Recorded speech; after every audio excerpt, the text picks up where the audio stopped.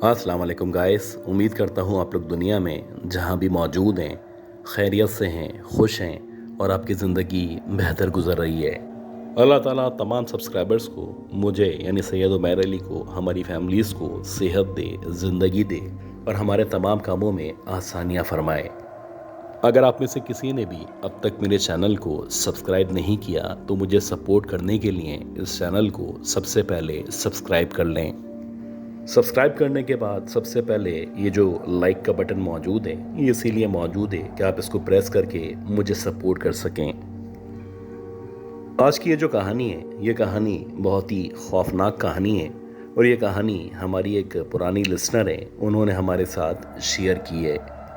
ये बताती है कहानी 2001-2002 की कहानी और ये उस दौर की कहानी है जिस दौर में ये मलीर में बिल्कुल आखिर में यानी कि एक ऐसी जगह पे रहा करती थी कि जिसके बाद खेत ही खेत मौजूद थे। और अगर आप अब से तकरीबन 25 साल पुरानी बात करें तो जो लोग उस एरिया के बारे में जानते हैं उनको अंदाज़ा होगा कि मलीर में बहुत ज़्यादा हरियाली मौजूद थी और वहाँ पे बहुत सारी सब्जियाँ, बहुत सारे फ्रूट को काश किया जाता था। हमारा जो घर था एक ऐसी जगह पे मौजूद था जहाँ पे बैक साइड पे खेत ही खेत मौजूद थे, या आप कह सकते हैं कि वहाँ पे काश की जाती थी। और हमारा ये जो घर था ये एक बहुत बड़ा घर था। इस घर के अंदर जब आप दाखिल होते हैं तो एक बहुत बड़ा सा कोर्टयार्ड यानी सहन नुमा एरिया मौजूद था। उस एरिया के बाद 3 कमरे बैक टू बैक मौजूद थे, जबकि जो लेफ़्ट साइड वाला एरिया था वहाँ पे एक बहुत बड़ा सा वॉशरूम या गुसलखाना उसके साथ मौजूद था। और ये जो बीच का हिस्सा है यहाँ पे कुछ लंबे लंबे बड़े बड़े दरख्त मौजूद थे। ज़ाहिर सी बात है जहाँ पे हम रहा करते थे, क्योंकि हम इस जगह से, इस घर से मानूस थे, तो हमें इस घर में, इन दरख्तों में या यहाँ पे रहने में किसी भी किस्म का खौफ महसूस नहीं हुआ करता था। लेकिन उसके बावजूद भी अक्सर ऐसा होता था कि मेरी दादी, ख़ास तौर पे मेरे अब्बू, हमें मगरिब के बाद सहन की तरफ जाने से, ख़ास तौर पे उस एरिया में जाने से मना किया करते थे जहाँ पे दरख्त मौजूद थे। अब हम बच्चे थे, हमारी इतनी समझ नहीं थी, तो अक्सर ऐसा होता कि हम उनकी बात को नज़रअंदाज करके सहन नुमा एरिया में मगरिब के बाद भी खेला करते थे। शायद अगर आप खेलने की बात करें तो बात यहाँ तक बिल्कुल बेहतर थी। लेकिन एक दफ़ा ऐसा हुआ कि हमारा एक दूर का कज़न था जो कि पंजाब से हमारे इस घर में गर्मियों की छुट्टियां गुजारने के लिए आया हुआ था।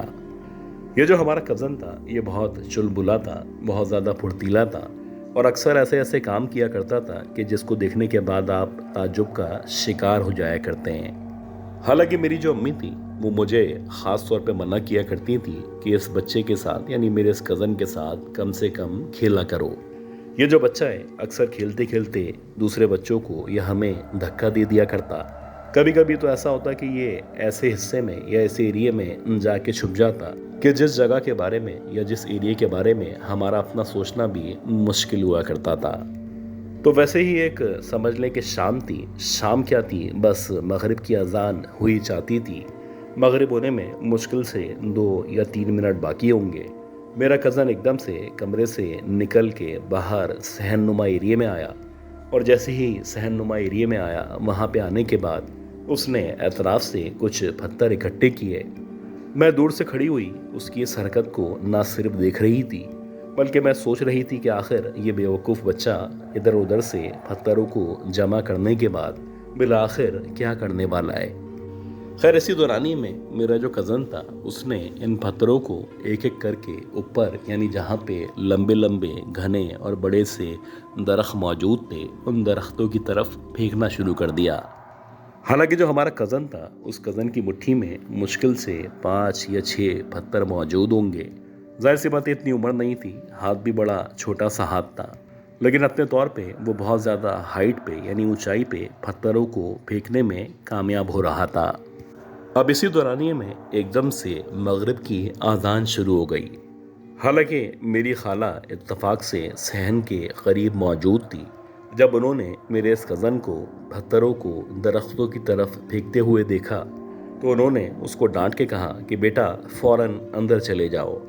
लेकिन मेरा जो कज़न था वो बज़िद था और बार बार पत्थरों को मुख्तलिफ़ तरीक़ों से नीचे से उठा उठा के दरख्तों की तरफ फेंकते जा रहा था।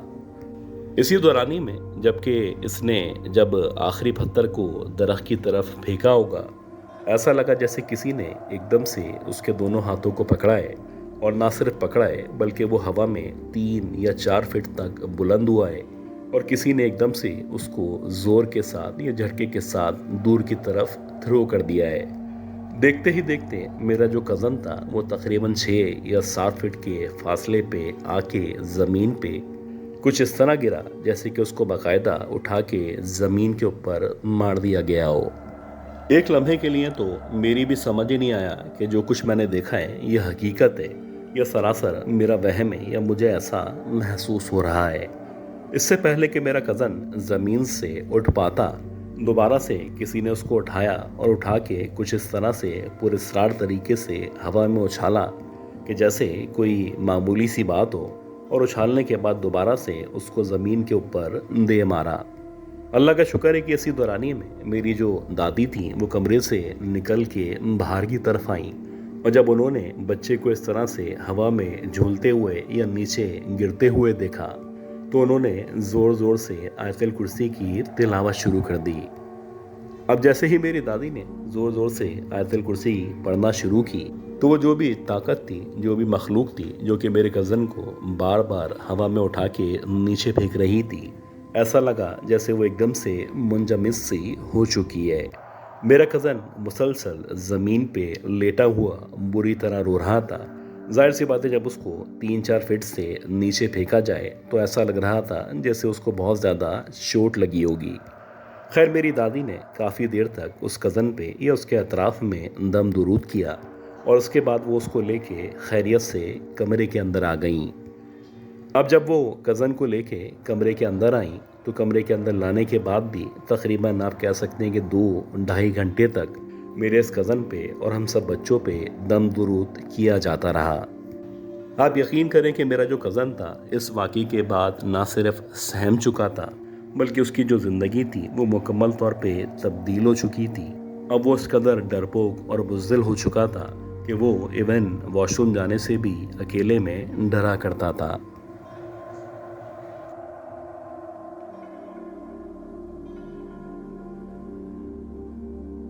मेरा नाम ताबिश है और ये जो कहानी है ये 2002 की कहानी है। उस दौर में मेरे पास एक टोयोटा मौजूद थी, और अक्सर ऐसा होता था कि जो मोहल्ले वाले थे यानी जो भी जानने वाले थे, अगर उनको किसी भी जगह जाना होता, किसी शादी में जाना होता, किसी गम में जाना होता, इवन कि किसी को अगर दूसरे शहर भी जाना होता तो वो मुझसे जाने और आने की बुकिंग करवाया करता था। अब जाहिर सी बात है, इन्हीं मोहल्ले में इन्हीं लोगों में मेरा उठना बैठना था, तो जब भी किसी को इमरजेंसी होती तो मना करने का सवाल ही पैदा नहीं होता था। वैसे ही दिसंबर की सख्त सर्दियां चल रही थी और हमारे सामने एक खालिद साहब रहा करते थे। मुझे अच्छी तरह याद है कि मैं रात का खाना खा रहा था और इसी दौरानी में जो हमारा दरवाज़ा है वहाँ पे नॉकिंग शुरू हुई। अब जो भी दरवाजे को नॉक कर रहा था वो बहुत तेज़ी के साथ कर रहा था। ऐसा लग रहा था जैसे किसी परेशानी में है या फिर किसी गम का शिकार है। इसी दौरानिए में मैं जब उठ के गया और मैंने देखा तो हमारे पड़ोसी सामने मौजूद थे, और वो कहने लगे कि एक इमरजेंसी है। मेरी बहन जो कि हैदराबाद में रहा करती है, उसकी एकदम से बहुत ज़्यादा तबीयत ख़राब हो गई है, तो अगर बुरा ना मानो मेरे साथ तुम हैदराबाद चलो। अगर जल्दी फ्री हो गए तो वापस आ जाएंगे, वरना मैं तुम्हें जाने और आने का किराया दे के वहाँ से रवाना कर दूँगा। खैर, मैंने जब उनकी शक्ल देखी तो वो बहुत ज़्यादा परेशान थे और उन्होंने रोना शुरू कर दिया था। खैर, मैंने उनको हौसला दिया। मैंने कहा कि अंकल थोड़ा सा वेट करें, बस मैं खाना खा के आता हूँ। खैर, ये कहने के बाद मैं खाना खाने के लिए चला गया, जबकि वो जो साहब थे वो अपने जाने की तैयारी करने लगे। मेरा ख्याल है कि रात के तकरीबन 12-12:15 बजे हम लोग हैदराबाद के लिए रवाना हुए, और अपने तौर पे मैंने एक स्वेटर, एक जैकेट अपने साथ रख लिए थे। खैर, ये जो कराची से हैदराबाद का रास्ता है, अगर आप उस दौर की बात करें तो तकरीबन 2 घंटे 20 मिनट या 25 मिनट हैदराबाद पहुंचने में लगा करते थे। मैं अपने तौर पे बहुत तेज़ी के साथ गाड़ी चला रहा था और मेरी पूरी कोशिश थी कि इनको जहाँ पे हैदराबाद में अस्पताल जाना है मैं एग्जैक्टली इनको वहीं पे पहुँचा दूँ। मेरा ख्याल है कि 2:45-3 बजे का टाइम था, और अल्हम्दुलिल्लाह मैंने इनको इनकी बहन के पास उसी अस्पताल में पहुँचा दिया था।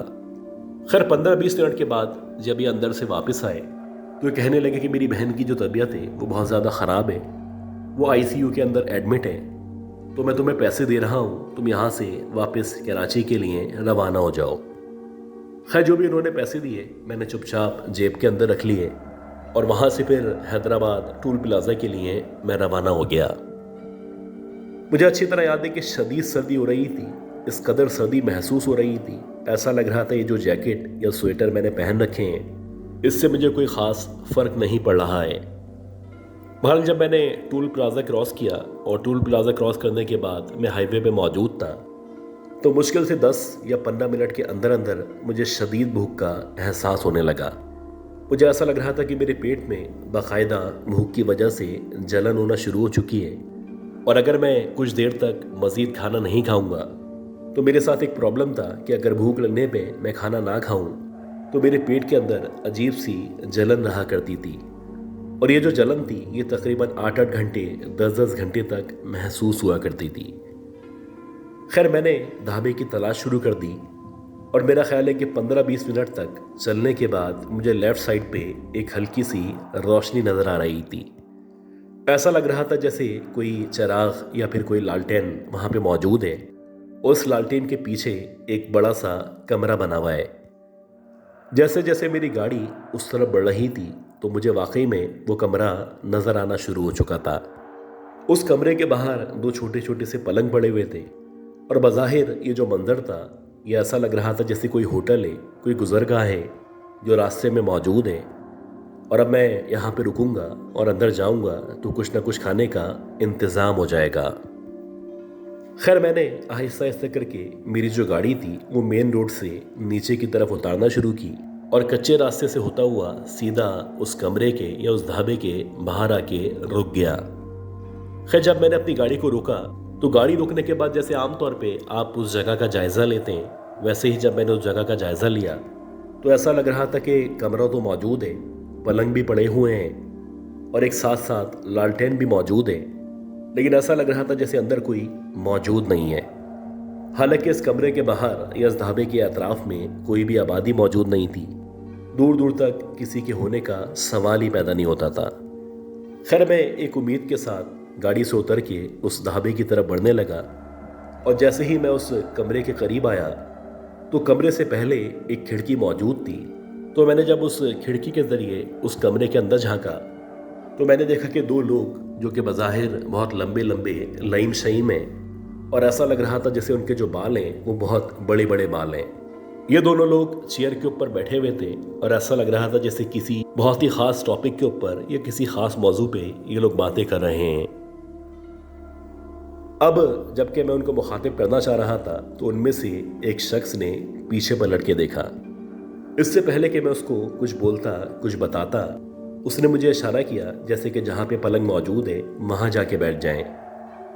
अब मेरा ख्याल था कि मैं वहाँ जाके बैठूंगा और 5 या 10 मिनट बाद जो भी इसके पास खाना मौजूद होगा ये आके मुझे ऑफ़र करेगा और उसके पैसे बता देगा। जैसे कि नॉर्मली आमतौर पे इस तरह के रास्तों पे, इस तरह के वीरानों में और इस तरह के हाईवेज़ में हुआ करता है। मुझे उस पलंग के ऊपर या उसके साथ जो भी जगह थी वहाँ पे बैठे हुए 10 या 15 मिनट गुजर गए और मैं बहुत बेचैनी के साथ इंतज़ार कर रहा था कि अब तक ना ही कोई अंदर से बाहर आया है और ना ही किसी ने आके मुझसे कुछ पूछा है।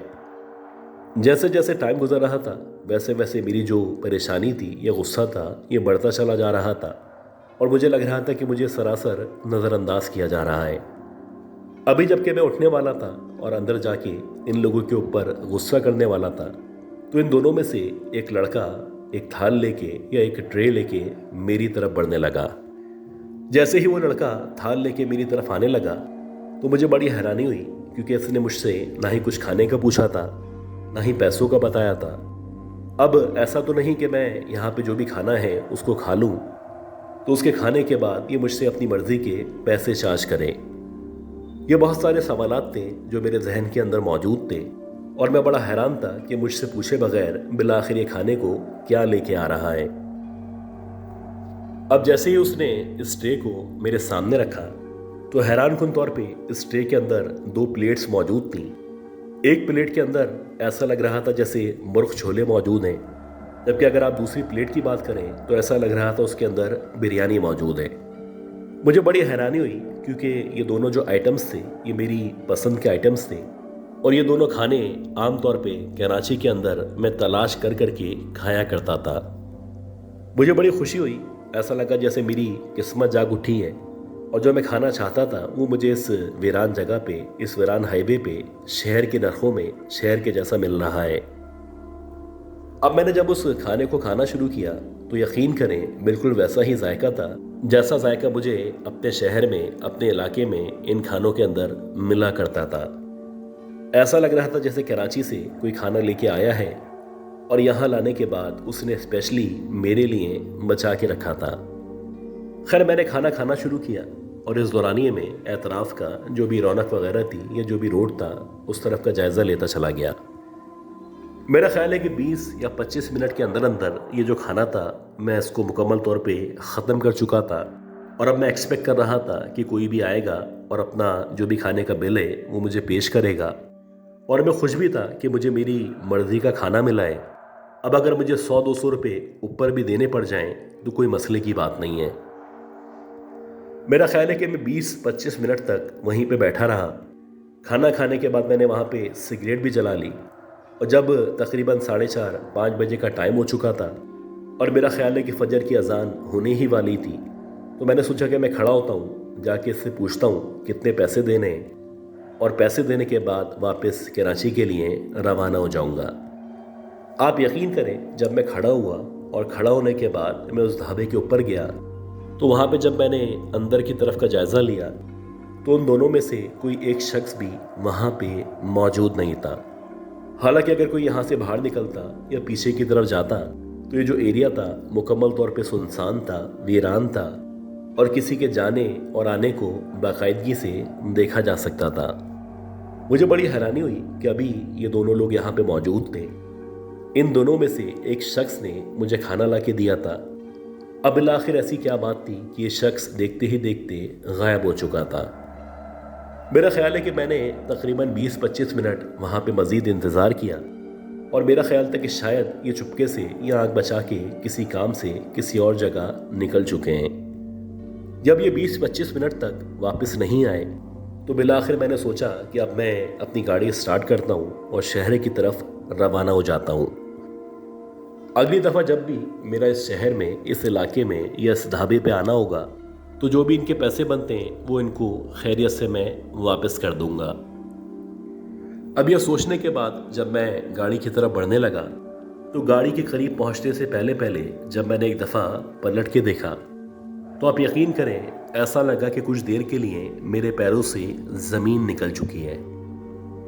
जी हाँ, जब मैंने पलट के पीछे की तरफ देखा तो वहाँ पे ना ही वो ढाबा मौजूद था, ना ही वहाँ पे पलंग पड़े हुए थे, और ना ही लग रहा था जैसे अब से पहले यहाँ पे कुछ मौजूद रहा होगा। दूर दूर तक तहद्दे निगाह कोई भी आबादी नहीं थी, कोई बिल्डिंग नहीं थी, कोई कमरा नहीं था। मुकम्मल तौर पे वीराना था, और ये वीराना मेरे साथ जो हुआ था इसका मजाक उड़ा रहा था। अल्लाह जानता है कि मैं जैसे तैसे हाँफता काँपता जब अपनी गाड़ी के अंदर बैठा। गाड़ी स्टार्ट करने के बाद जब मैंने गाड़ी चलाना शुरू की तो मुझे उस वक्त ही महसूस हो रहा था जैसे मुझे बुखार होना शुरू हो चुका है। ऐसा नहीं था कि मैं बहादुर नहीं था, ऐसा नहीं था कि मुझे डर लगा करता था। बात ये थी कि मेरे साथ जो वाक़या हुआ था वो सरासर ऐसा हुआ था कि अगर मैं किसी को बताऊं, किसी को यकीन दिलाऊं तो शायद वो मेरी बात पे यकीन ना करे। खैर, जब मैं जैसे तैसे करके अपने शहर कराची पहुंचा तो वहां पहुंचने के बाद मैंने सबसे पहले अपनी नींद पूरी की। नींद पूरी करने के बाद जब मेरी आँख खुली तो दोपहर के तकरीबन 3-3:30 बजे का टाइम था। मुझे 102-103 बुखार हुआ था, और जब मैं सो के उठा तो सबसे पहले हमारी गली के अंदर जो मस्जिद मौजूद थी, मैं सीधा उस मस्जिद के अंदर गया और वहाँ पे जो इमाम साहब थे उनको सारा का सारा वाक़या बयान किया। ये सुनने के बाद जो इमाम साहब थे उन्होंने अपने तौर पे चेक किया, और चेक करने के बाद जब उन्होंने हिसाब लगाया तो उनका ये कहना था कि आपकी रात के वक्त में जिस मखलूक से मुलाकात हुई थी वो बुनियादी तौर पे अल्लाह के नेक जन्नात थे। اللہ کا شکر ادا کریں کہ آپ کو بہت اچھے اور نیک جنات سے پالا پڑا، ورنہ ہو سکتا ہے کہ کچھ شریر جنات آپ کو راستے میں مل جاتے اور وہ رات آپ کی زندگی کی آخری رات ہوتی۔